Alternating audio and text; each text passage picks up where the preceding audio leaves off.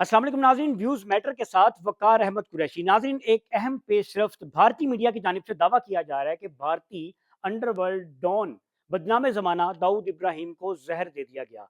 ताहम अभी तक सरकारी सतह पर इस बात की कोई तस्दीक नहीं की गई। लेकिन आपको एक बात अभी बताता चलूँ कि भारत माजी में भी पाकिस्तान के ऊपर ये ऐसे इल्ज़ामात लगाता आया है। अभी भी उसने पाकिस्तान के ऊपर इल्ज़ाम लगाया कि जो अंडरवर्ल्ड के डॉन हैं दाऊद इब्राहिम, ये कराची में मुकीम थे।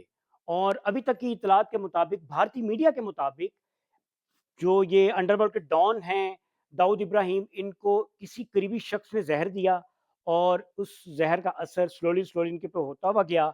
और एक टाइम पर ऐसा आया कि इनको हॉस्पिटल मुंतकिल किया गया। ये तमाम तर दावे माजी में भी इस तरह के झूठे इल्ज़ामात भारत की तरफ से पाकिस्तान के ऊपर लगाए गए। भारत का मकरू चेहरा फिर कुछ ही अरसे के बाद पूरी दुनिया देखती है और पूरी दुनिया भारत के ऊपर हंसती है। इस बार भी ये बात भारत ने पाकिस्तान के साथ अटैच की। कराची शहर में बताया गया इंडियन मीडिया के मुताबिक, ना ना सिर्फ इंडियन मीडिया बल्कि इंडियन टीवी चैनल्स के अलावा जितने यूट्यूबर्स हैं, जितना सोशल मीडिया है, उस तमाम तर सोशल मीडिया के ऊपर आज हमने देखा कि ये न्यूज़ वायरल थी कि भारत की जानिब से ये इल्ज़ाम आयद किया जा रहा है कि जो अंडरवर्ल्ड के डॉन हैं दाऊद इब्राहिम, उन्हें मुबैना तौर पर जहर दे दिया गया और वो इस वक्त कराची के हॉस्पिटल में जेर इलाज हैं। भाई, अगर आपके पास कोई सबूत है तो लाइए मंजर आम पर, लाइए इंटरनेशनल कोर्ट में लेके आइए उसको। माजी में भी आप पाकिस्तान के ऊपर ऐसे इल्जाम लगाते रहे हैं। अब आज के दौर में, डिजिटल दौर में, चीजें छुपती नहीं है, छप जाती हैं। चीजें छुपती नहीं है, मंजरेआम पर आ जाती हैं। अगर आपके पास कोई ऐसा सबूत है, इंडिया इंडिया से मुखातिब हूँ, तो भाई ले आए, आप दिखाएं कहाँ पे है। कहाँ पे कौन सी ऐसी वीडियो आपके पास है कि दाऊद इब्राहिम इस वक्त पाकिस्तान में मुकीम है, कराची में मुकीम है। ये सिर्फ आपकी बात इल्जाम की हद तक है। अब बात करते हैं थोड़ी कि ये दाऊद इब्राहिम का तारुफ क्या है। ये कौन है दाऊद इब्राहिम? ये, नाज़रीन, आपको बताता चलूं कि ये भारत के शहर बम्बई में एक कांस्टेबल के घर पैदा हुए और 80 की दहाई में इन्होंने फैसला किया, दाऊद इब्राहिम साहब ने, कि कैसे शॉर्टकट तरीके से मैं ज़्यादा दौलत कमा सकता हूँ। तो इन्होंने अपना मुस्तकबिल दाँव पर लगाया, सब कुछ किया। मुस्तकबिल बेहतर बनाने के लिए इन्होंने गलत रास्ते का इंतखाब किया। इन्होंने मामूली भत्ताखोरी शुरू कर दी। जितने बिजनेसमैन थे, ताजर बरादरी थी, रोज़ाना की बुनियाद पर उनसे पैसे खाते थे, पैसे लेते थे। फिर ये हफ्ते में तब्दील हुआ, हफ्ता लेना शुरू कर दिया इन्होंने। और बम्बई के जितने ताजर थे वो हफ्ता इनको देते थे, इनके नाम का हफ्ता जाता था।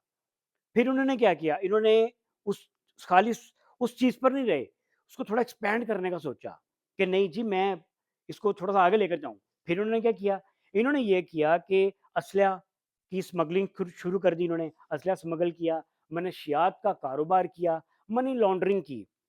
और एक टाइम पर ये तब हिट हुए, मशहूर हुए पूरी दुनिया में, जब इनके ऊपर 2 कत्ल के इल्ज़ाम लगे। वो कत्ल इन्होंने किया, 2 अपनी ही बरादरी के कुछ लोगों को कत्ल किया और उस कत्ल के इल्ज़ाम में ये मशहूर हुए।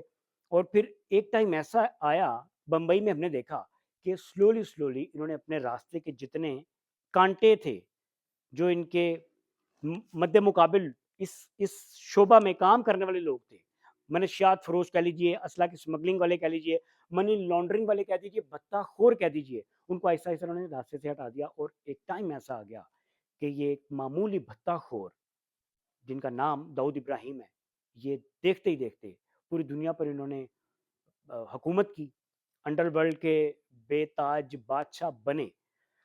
अच्छा जी, इनके सर की कीमत भारत नहीं, देखिए कैसी इंटरेस्टिंग चीज़ है, भारत ने पैदा किया, भारत ने बनाया, भारत के आशीर्वाद से ये तमाम तर चीज़ें जो आपको गिनाई हैं, ये तमाम तर चीज़ें करते गए।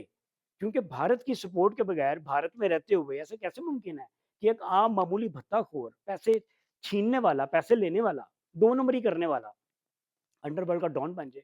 तो भारत ने ही इनके सर की कीमत 25 मिलियन के करीब मुकर्रर कर दी।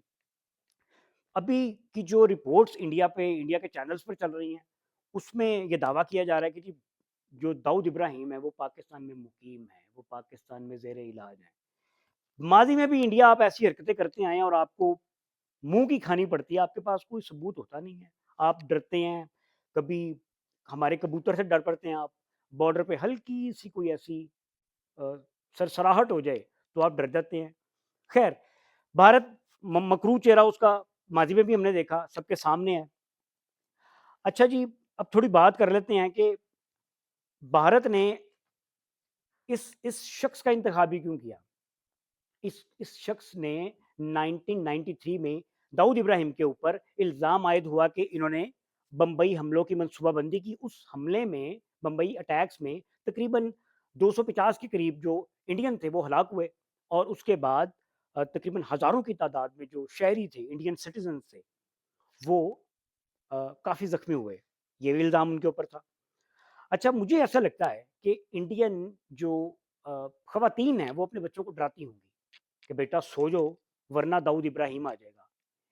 ظاہری بات ہے، ایک شخص ایسا جو عام معمولی بھتہ خور تھا، انڈیا نے اس کو پالا پوسا بڑا کیا، اور اس کے بعد جب وہ ہاتھ سے باہر نکل گیا، کنٹرول سے باہر نکل گیا، تو اس کا تمام تر الزام جو ہے وہ آپ نے پاکستان کے اوپر عائد کر دیا.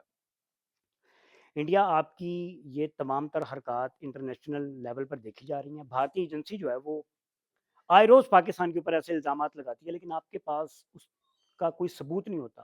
جب آپ کے پاس اس کا کوئی ثبوت نہیں ہے تو پھر آپ کو منہ کی کھانی پڑتی ہے. وقتی طور پہ آپ شیر بن کے سامنے آتے ہیں، آپ شیر بن جاتے ہیں. جی دیکھیں جی، پاکستانی یہ کر دیا، پاکستان کی طرف سے اٹیک ہو گیا، چاہے وہ اجمل قصاب ہو، وہ 2008 کے اٹیکس ہوں. آپ نے تمام تر توپوں کا رخ بغیر ثبوت کے آپ نے پاکستان کی طرف کیا ہوتا. خدا کا واسطہ، آپ تو خیر اللہ کو مانتے نہیں ہیں، جس کو بھی مانتے ہیں بھائی اس کا واسطہ آپ کو اس طرح کے الزام، گھٹیا الزام لگانے بند کریں. پاکستانی میڈیا کے اوپر ناظرین، ان کی داؤد ابراہیم سے متعلق ابھی تک کوئی خبر نہیں چل رہی. یہ محض صرف اور صرف انڈیا کا پروپیگنڈا ہے، اور اس میں انشاءاللہ تعالی انڈینز پھر بری طرح بے نقاب ہوں گے. آپ کے ساتھ انشاءاللہ پھر ایک نئے ولاگ میں ملاقات ہوگی. اپنا خیال رکھیے گا. اللہ حافظ.